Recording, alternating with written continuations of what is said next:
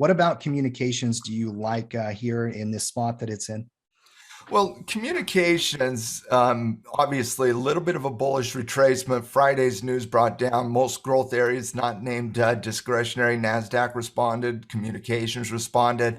But unlike the NASDAQ, which kind of violated trend and pattern, the same type of volatility did not change the trend or the pattern in the communication space.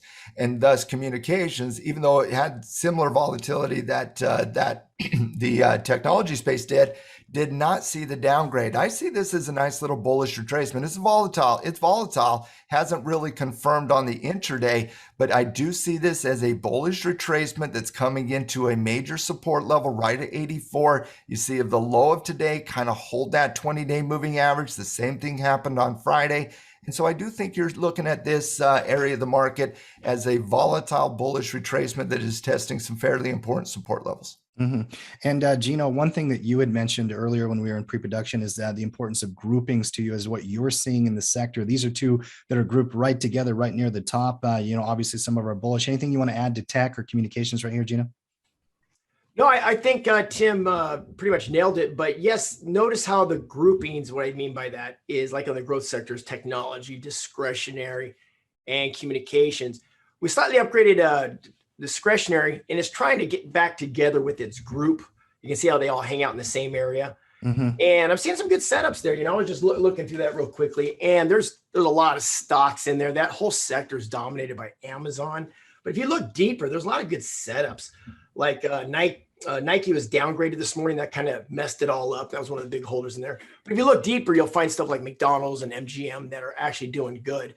So when you look at the gridiron, it's not like it's just an average indicator. We're looking at the setups within that indicator. For example, the industrials, financials, all those cyclicals in the middle of the field there. Notice how tight they are. They're all between the 45 and 35 yard line. And they're all pretty much kind of looking the same in the charts. And that's what we call a grouping, a tight grouping. It's easy to see where that group is. Mm-hmm. And so that would be like neutral to slightly bullish, but they're all pulling back. And then you get down to the defensive. Well, and we'll get to defensive here in a second, but I think the grouping point is an important point here, Matt. But XLY with those aggressive. Before we get into XLY, Gino did talk about interesting setups in communications. So let's first talk about a couple of those. Sure. Facebook here in communications, and again, a lot of this is based on the actual sector confirming the bullish retracement. So when we're coming back to this sector, if there's a key level of analysis from an intraday perspective to keep an eye on a little bit, it's this handle right here, right south of 85. We are right now at 84.61. If you can get back up above 85, you can call that technical confirmation on this bullish retracement here. And so that's an area on the communication space where you may get a little bit of sector love here coming in. And obviously, when you're looking at that sector confirming a bullish retracement, traders are going to be spotlighting that sector as well. You're testing support. You have a fairly decent confirmation level at 85. Well, when you're looking at that, take a look at Facebook. Little bit of a high base consolidation, riding the 90 MA, tight trigger right up above that 384, slightly north of 384 level. That looks like that's certainly tradable with a breakout, but only with a breakout. When you're looking at Comcast, CMCSA here, looking at a little bit of a volatile bullish retracement, very similar analysis to Apple, quite frankly. Breakout, established a new high, snapback coming into a fairly volatile snapback retracement coming into the rising 20 and 50, now confirming back up above the 60 handle. That's interesting in that space. When you're taking a look at Disney on the backs of some record-setting numbers, Tim. Record-setting numbers coming out of last week with their recent movie. You're still looking at the consolidation, and I like this price action over the last 4 days from a trader's perspective, guys. You see the recent pop, consolidate, drop. Pop didn't even get an opportunity, just drop. Pop, consolidate. Can we get that ultimate confirmation above 187.5? That's interesting for me with old Disney. You look at that on a weekly chart. I even like it that much more on a weekly chart as well on Disney. That looks more like a position style analysis instead of swing trader analysis. And then what's interesting, another stock in this. Stay there for a second, because you mentioned the movie. I have to give you some news about that movie, actually. Great Disney, second because week You hold. can't. No, you can't. It had You can't no. give You don't Disney get to movie. say that. This is where I come. You Listen, it lost had that a last great second week hold. Yeah, That you second week, because a lot of times we move. Great second week hold. Everything related to the movies up today.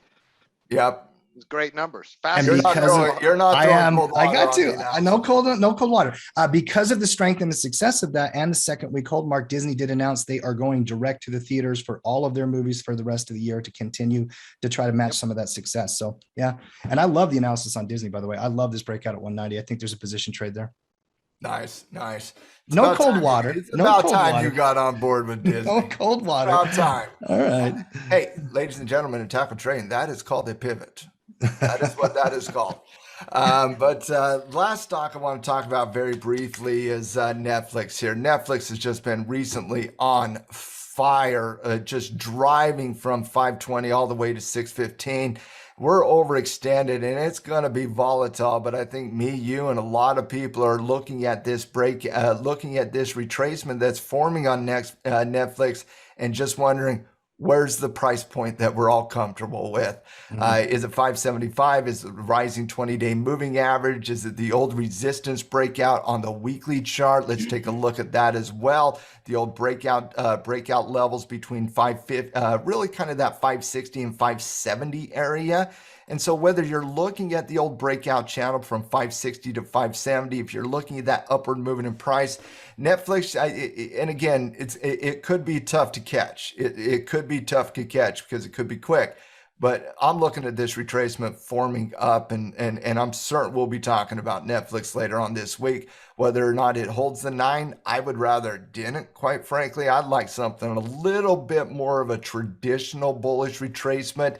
Give us that Fibonacci type love, Tim. Give me that Fibonacci type retracement where you see a nice little 38 to 50% retracement. And you know what that would be, guys, on Netflix? Oh my goodness, that'd be Goldilocks.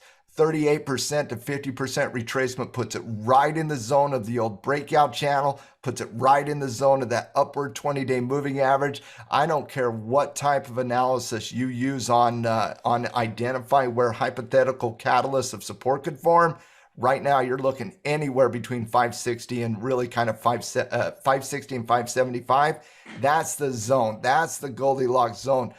For those traders that missed out on the recent, upward movement in price on Netflix. And they're just dominating the streaming conversation right now, especially as, you gave that news on Disney. They're going direct to theater. Netflix is probably like, okay. Good. That's fine with us. Yeah. Okay. I'm sure. We'll be number one more often. That's fine. So definitely stay tuned this week as the communication sector, which is probably going to be spotlighted a little bit this week. Most likely, not most likely, but one of the ones I'm interested in the most is this Netflix pullback. What happens to it? Where does it form? It's going to be done in live analysis. That's the simple reality. It's going to be done in live analysis. But for communication, those are kind of the stocks. And definitely check out the reports from Tackle Trading for you pro members, because there are some of these picks on those reports. So if you are a pro member, make sure you're checking out the stock and the options report. Felt they were great reports coming out the weekend. And if you are not a pro member to Tackle Trading, what are we doing here? Go get a 15-day free trial and go pay for it with those reports. So let's get it on.